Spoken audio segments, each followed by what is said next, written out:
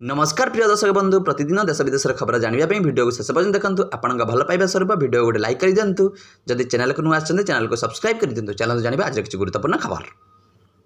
पुणी बांग्लादेश हिंसा त्रिन्मुत अनेक आहत। बांग्लादेश में पुणी थे देखा उत्तेजना। एक आदिवासी बहुल अंचल में 3 जनकर मृत्यु होती।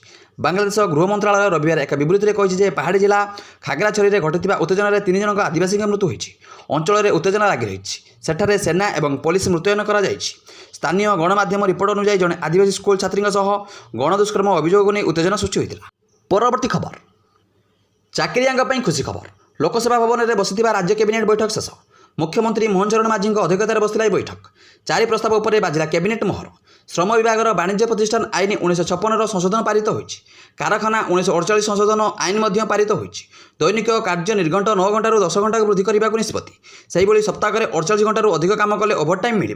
राति महिला कर्मचारी चाहिए काम करेंगे। महिला कर्मचारी चाहिए सम्मति पत्र दे राति कार्य करेंगे। तेबे महिला कर्मचारी राज्य सरकार सुरक्षा व्यवस्था करेंगे। परवर्ती खबर पुणी जड़े ओडिया को रिजर्व बैंक में गुरुदायित्व। गवर्नर भाव शिरीष चंद्र मुर्मू को नियुक्ति। पुणी जड़े ओडिया को रिजर्व बैंक में गुरुदायित्व। भारतीय रिजर्व बैंक डेप्यूटी गवर्नर भाव शिरीष चंद्र मुर्मू को नियुक्ति देछि। अक्टोबर 9 रे से दायित्व ग्रहण करेंगे और 3 वर्ष यह पदवी में रहिबे। परवर्ती खबर दुकान रास्ता इंटरनेट सबू बंद। कहीं पाकिस्तान सरकार उपर रागिले पीओके लोके। पाकिस्तान अधिकृत काश्मीर में बड़ धरणर प्रतिवाद प्रदर्शन करा सोमवार पीओके अनेक अंचल में आवामी एक्शन कमिटी आक्रमण करिछि। अनेक अंचल बंद आयोजन करिछि एवं रास्ता अवरोध करिछि। पाकिस्तान विरोध में क्रोध जो पीओके प्रतिवाद कर जमापड़ी। परिस्थिति को नियंत्रण करने इस्लामाबाद में पीओके बहु संख्यक सुरक्षा बाहिनी मुतयन करिछि। परवर्ती खबर आउ मिलबनी मागणा चाउल। 30 तारिख भितर इक्वेस न कले हिताधिकारी को मिलबनी मागणा चाउल। सेप्टेम्बर 30 तारिख इक्वेस कर शेष तारीख। यही अवधि भितर इक्वेस न कले हिताधिकारी को मिलबनी मागणा चाउल। बारंबार डेडलाइन परिवर्तन पर भी एवं सुधा 16,36,000 हिताधिकारी इक्वेस करना। तेबे आउ डेडलाइन अवधि बढ़ाଯିब नहीं बोली मंत्री कहते। मागणा चाउल कटिबे 16 लाख हिताधिकारी। परवर्ती खबर ऐतिहासिक बालीजात्रा को नहीं विचार कर जिला प्रशासन। उपर पड़िया हो पारे बालीजात्रा। कटकर ऐतिहासिक बालीजात्रा उपर पड़िया हो प्रशासन निष्पत्ति नहीं। एने हाइकोर्ट को अवगत कर आसंता 9 तारिख में होगाकु हाइकोर्ट शुणाणी बेले यह निष्पत्ति संपर्क में विचार उपस्थापन कर कोर्ट को निष्पत्ति अनुसार बालीजात्रा आयोजित होगा सूचना मिली। परवर्ती खबर बजार में बिक्री होउची रासायनिक पदार्थ मिसाल। उत्तर प्रदेश गोरखपुर में आलू को लाल चमकदार और ताजा देखा रासायनिक पदार्थ व्यवहार करा। तेबे खाद्य सुरक्षा विभाग अधिकारी मैंने बजार 2 ट्रक आलू जबत करछंती। एही टीम आलू नमूना नहीं परीक्षा लैब को पठाई। रिपोर्ट आसिया पर परवर्ती कार्यानुष्ठान ग्रहण करा। आलू तमिलनाडुर भोलेर और उत्तर प्रदेश फारुखाबाद आसाला। रेड हेबा देखि ट्रक ड्राइवर ट्रक छाड़ी पलाई जाइथिले। सामरिक ऑर्डर करथिबा व्यवसायी माने छाड़ी पलाई जाइथिले। परवर्ती खबर मुंबई में बन्या 11,000 रु अधिक लोकों को बन्या आश्रयस्थल को स्थानांतरण। उद्धार कार्य में नियोजित 16 एनडीआरएफ टीम।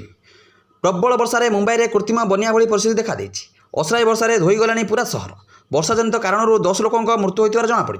गत किछि दिन हेब मुंबई बेंगालुरु समेत दिल्ली एनसीआर विभिन्न स्थान में वर्षा लगी रही। प्रबल वर्षा कारणरू रास्ताघाट उपर वर्षा पानी प्रभावित होछि। अनेक स्थान में विद्युत तार छिंडी करेन्ट लगे कारण लोकों जीवन जाइथिबार खबर सामना को आसी।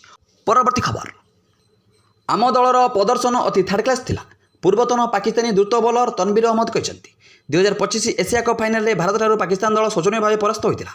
रविवार फाइनाल खेला जाइतिबा बेले पारंपरिक प्रतिद्वंदी पाकिस्तान विपक्ष में हैट्रिक विजय सह भारत 9म थर पर एशिया कप मुकुट जीतिला।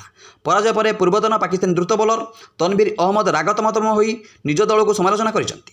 एक पाकिस्तानी टीवी चैनल में सीधा प्रसारण समय तनवीर निज देशर खेलाड़ी मान बसिଛନ୍ତି। से कहते जे दल फाइनाल खेलने योग्य नुहे। परवर्ती खबर 2050 सुधा 75% बढ़ कैंसर रोगी संख्या।